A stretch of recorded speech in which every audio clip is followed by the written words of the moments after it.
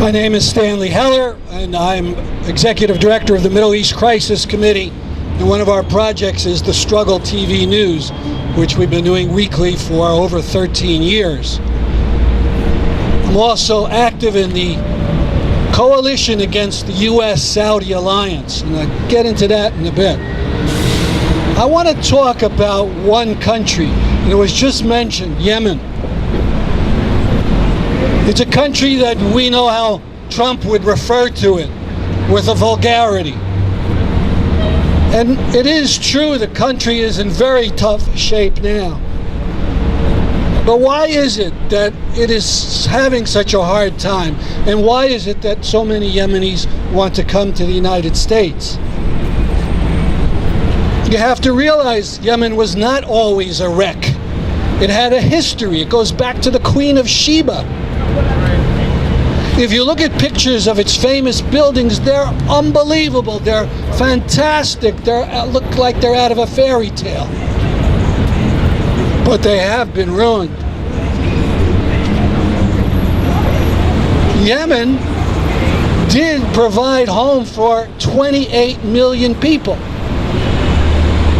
So what happened there? Well, of course, it's a very long story, but just a few facts from the recent decades and the involvement of the U.S. government in Yemen. For decades, we supported a dictator there named Saleh, and we flooded the country with weapons. He said, Al-Qaeda, Al-Qaeda, and we gave him an open checkbook for weapons. During the Arab Spring, Yemenis had enough, and they turned out in the hundreds of thousands in Sana'a and other places. Rather than agree to work with them for democracy and freedom, we cut a deal. And so Saleh was out, and as the new president, they put in his deputy, the vice president. And then the U.S. set up bases in Yemen, and they sent drones against Al-Qaeda, drones which killed scores of Yemenis. There was a revolt, a group called Ansar Allah. It swept over the country, and the U.S. abandoned its bases and left behind $500 million of weapons to anyone who was able to pick them up.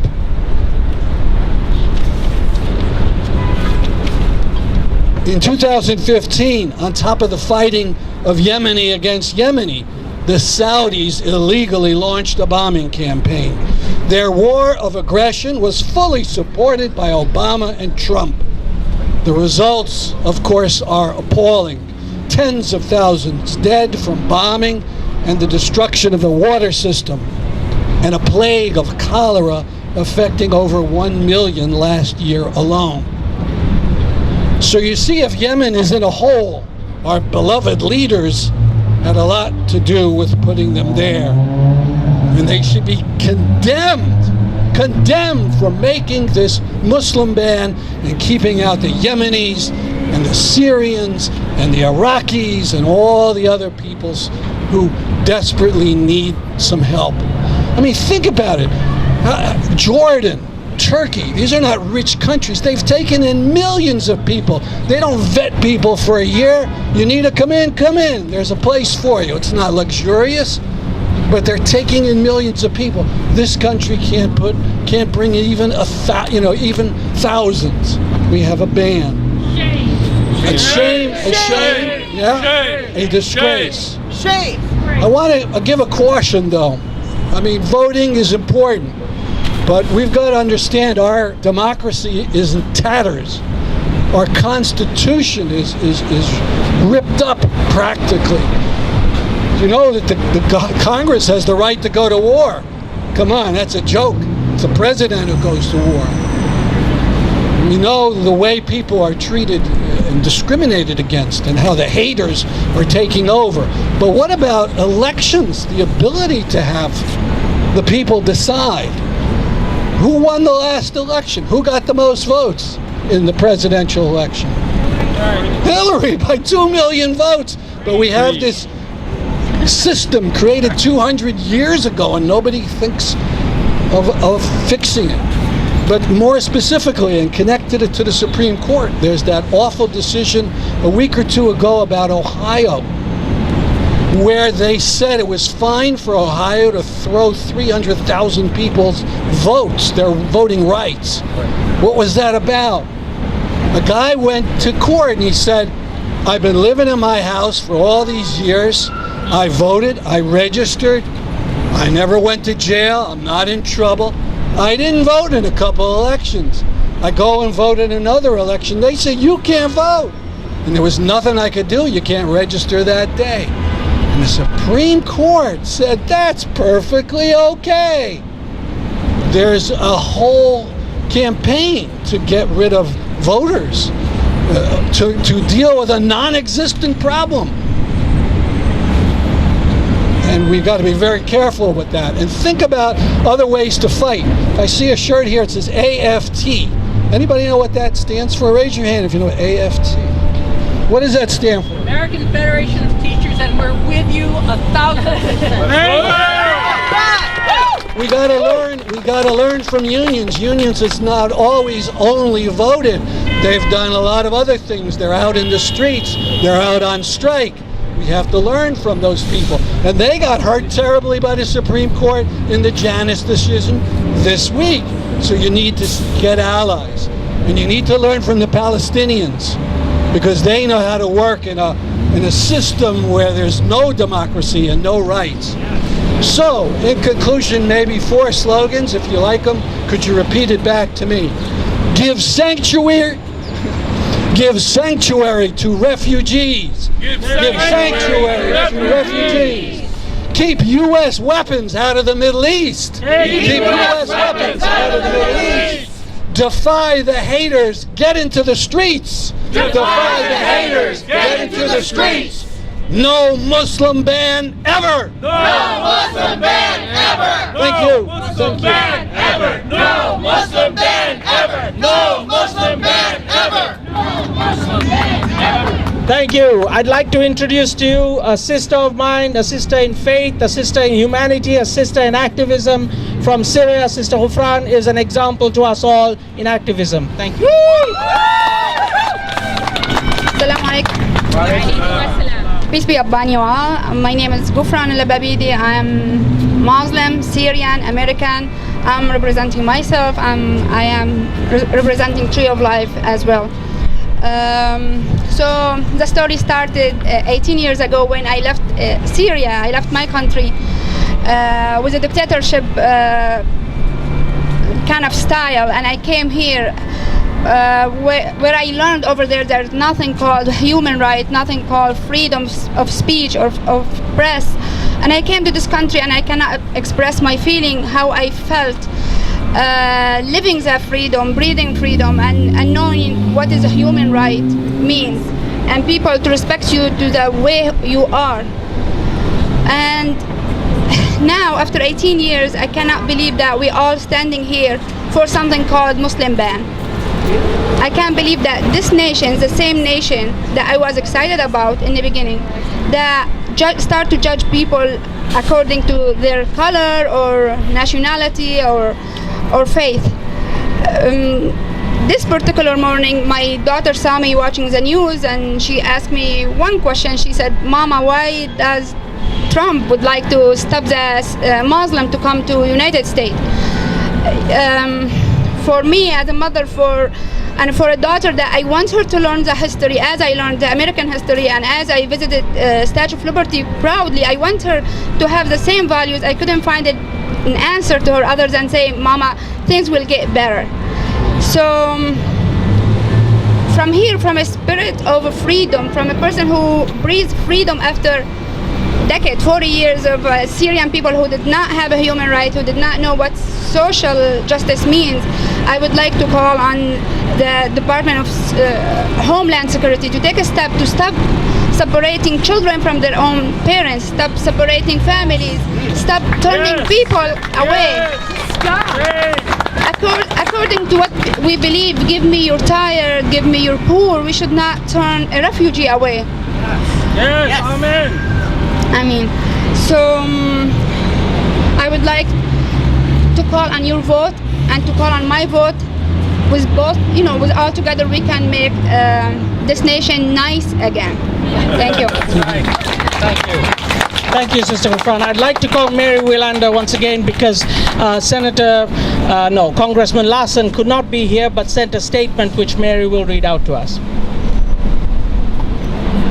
Dear friends, I am sorry that I am unable to join you today, but please know I stand with you in the fight against the Trump administration's travel ban.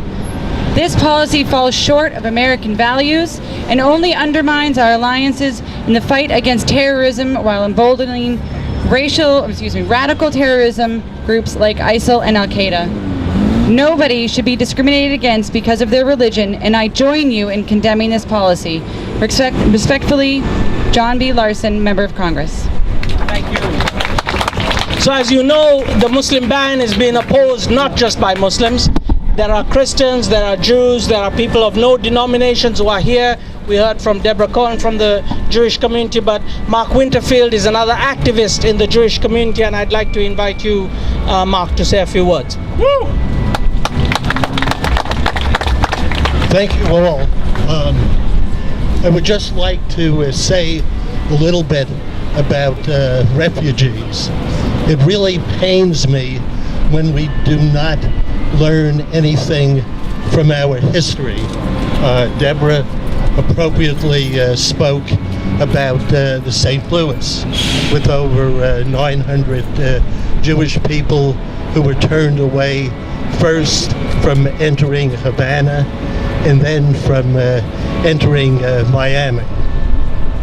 So coming to the current day, the Supreme Court decision certainly made for an awful day. But with regards to refugees, the door had really closed a long time ago. In 2016, over 15,000 Syrian refugees were admitted to the United States. Now, to put that into context, considering the hundreds and hundreds of thousands who were fleeing for their lives, 15,000 was not a very generous response.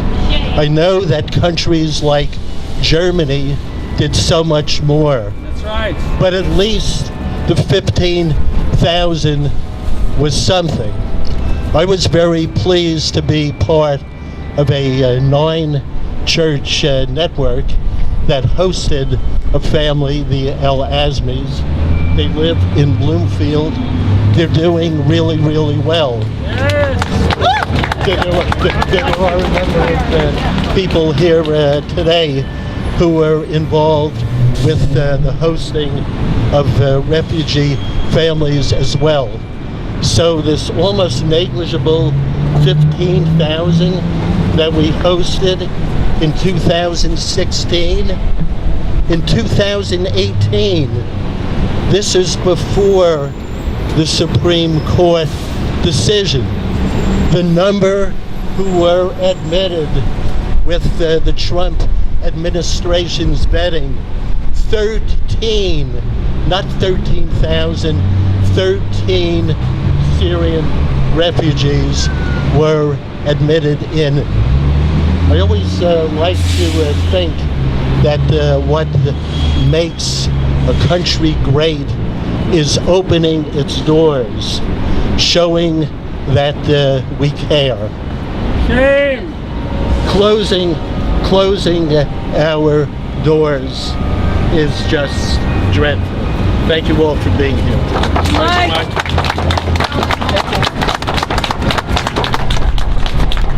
I'd like to invite Ali Moravej from Systemic Disease to speak next. Hello everyone, I'm Ali Moravej. I'm speaking today on behalf on Systemic Disease. It's a group that focuses on healthcare and the role of bias in healthcare, especially racism. So I speak as an Iranian American, and it's a frustrating time for me because my cousin, who's on a student visa here, just had a baby. and my uncle can't come and visit their grandchild, and they can't leave because they're afraid that they won't be admitted back in. Shame! And people, a lot of people in my community have been supportive and have been offering me condolences, but I want to say that this isn't just affecting us, this is an effect on you. And I want to talk a little bit about this ban's effect on doctors. So foreign physicians who are not citizens, there's 15,000 who reside here and practice here full-time. Combined, the doctors from the banned Muslim countries provide 14 million healthcare visits a year. And that is affecting people here. Right now in this healthcare system, we have a severe shortage of practitioners in rural areas, and we have a severe shortage of primary care doctors. Foreign doctors are the most likely to serve in underserved areas, and they're the most likely to be primary care providers, filling up a major shortage.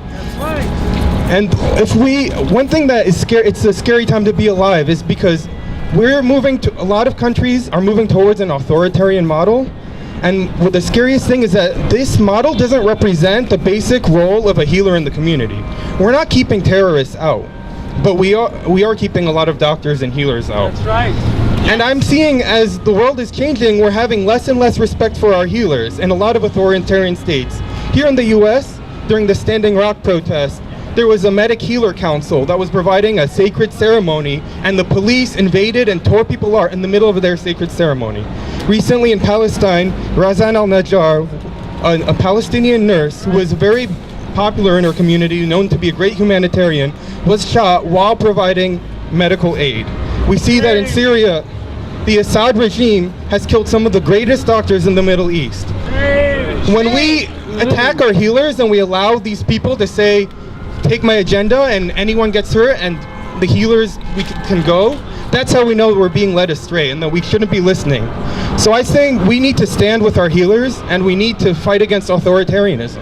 And we need to realize that this problem doesn't start with Trump. Trump is the meanest, most reactionary face that we've seen. But a lot of these authoritarian policies against Muslims started with Bill Clinton, were strengthened under Bush, and Obama eased some things, but he did other things, like allowing for indefinite detention of people based on just an arbitrary declaration of being an enemy combatant. And both Connecticut senators supported this. So when we see these senators, and we're grateful for their support on this issue, are unable to take a clear stance on moral issues and be able to stand with us, and only stand with us when it's politically convenient, we need to give them a little bit of a harder time. And one way to start is we need to affirmatively send solidarity with healers, with doctors, right to medical centers. Some medical centers are really good about fighting for their foreign doctors. Some people will say, oh, you're out of the country and they won't let you in. Oh, well, nice knowing you. And we need to be accountable. We need to keep those groups accountable. So I also want to advertise that on Monday morning at 450 Main Street, there outside the ICE building, there is a rally to protest and abolish ICE. This is a group that is not necessary for protection. They were created in 2003, and they haven't solved that many problems. They're just adding in a whole new police force, which isn't helping anyone, and separating families. So I say people in the Muslim community need to stand with people in the a lot of us are immigrants, but people in the Latinx community who are standing up and trying to stop family separation and to create a humane system. We need to stand against authoritarianism and hands off our healers. Thank you, Ali. Thank you very much. Ali is one of those guys that, even though I'm not much in DC, in Connecticut lately, he's one of those guys that I reach out to every time to know what's going on in Connecticut, but also I know that he's a guy that I can rely to, and he gets things done. So he's one of our young and upcoming leaders, and we stand with you, Ali, in all your endeavors. David, do you want to say something more about the Monday morning that Ali was talking about? So like the doctor said and Alicia said, we have to stand together and stand up for other communities. We have to stand together and stand up for other communities. So that rally in front of the immigration courthouse, federal courthouse on 450 Main Street, 9 a.m., you can go to either Connecticut Students for a Dream, Sierra, ULA, or the ACLU Connecticut website for the details on that. And please do come out and keep standing up. Thank you. Yes, I would like to thank David and thank all his staff, and especially Megan. Is she here? Can you wave? Yes, thank you. Thank you so much for all the work behind the scene that you're doing. Alicia, do you want to bring this home? Thank you. Thank you for everybody for coming today. It gives me so much hope to see everybody gathered here, especially on this incredibly hot day, to stand in solidarity with the Muslim community. So, for me, my next step is working primarily with the Muslim community. I'm planning on organizing the largest Muslim voter engagement program that this state has ever seen. All right. I hope you will all stand with me because it's important that we get out to vote. Although that's not the only thing we're going to do, it's definitely a first step. So I hope as you all go home, you all think, you all reflect, and you all realize that the struggle doesn't stop here. That as soon as we go home and forget about what we did today, that is when people like Trump can get away with more unjust acts. So I urge you to keep going, volunteer with organizations like CARE and the ACLU, donate to organizations with CARE or the ACLU who work directly, CARE CT and ACLU CT work directly with the Connecticut community, and keep on supporting communities that need our voices, immigrant communities, Latinx communities, African American communities, Muslim communities, support all of them. Thank you. Together, we can do this.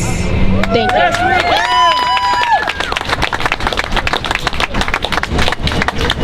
Thank you everybody for coming. I hope I did not forget anyone from any other organization that wanted to say a few words. I would like to thank again ACLU, Connecticut, Imam Kashif for being here and standing with us. I would like to thank Dr. Riza Mansour as well, the Tree of Life, the Old Line Church, the American Federation for Teachers, and all the rest that came here and supported us and reached out. And again, I mean, this is, as I said, this administration is keeping us busy, so we're gonna hear from you, you're gonna hear from us, but one thing is for sure, that we will stand together every time and we will march, and November is coming. November is coming. Thank you, everybody.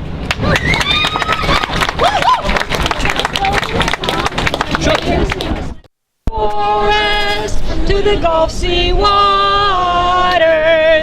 this land was made for you and me. As I was walking that ribbon of highway, I saw above me that endless skyway, and all around me the voice was singing, this land was made for you and me. Let's bring it home. This land is your land. This land is my land. From California to the New York Islands. From the Redwood Forest to the Gulf Sea waters. This land was made for you and me. Woo! Blessings to you all.